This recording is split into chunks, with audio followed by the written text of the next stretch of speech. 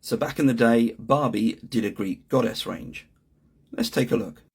Up first, we have Medusa Barbie, released in 2008. And yes, I know, Medusa wasn't a goddess, but let's just sidestep that. And you can see that she has snakes on her arms and kind of a snaky hair thing going on. And yes, I'm not very good at clothes, am I? But what I can tell you, though, is the depictions of Medusa and Gorgons changed throughout ancient Greece. Initially, in the archaic period, you have very much a beastly form with tusks and really quite a scary face. Moving towards the classic and Hellenistic, that changes.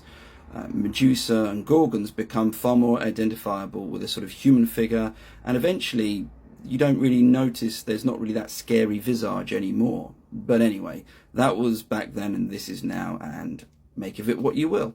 So on to Barbie goddess number 2.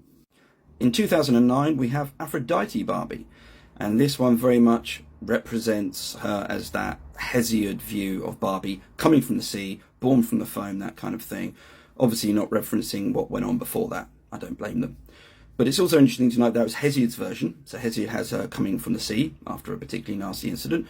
But in the Iliad, Homer has her as a daughter of Zeus and Dione, which is a far more kind of standard arrangement.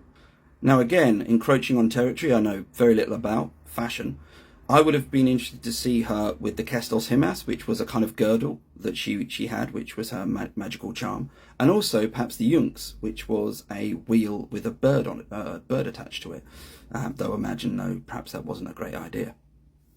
Last but by no means least, we have Athena Barbie, who is decked out in all her military splendor. She's even carrying a shield. Now on that shield you can see a picture of someone, and apparently that's Barbie Medusa's face, because, and it's all very, very clever here, it refers to the Aegis, and the Aegis is something that Athena had, which has been interpreted as either some sort of skin or shield that featured a Gorgon's face on it.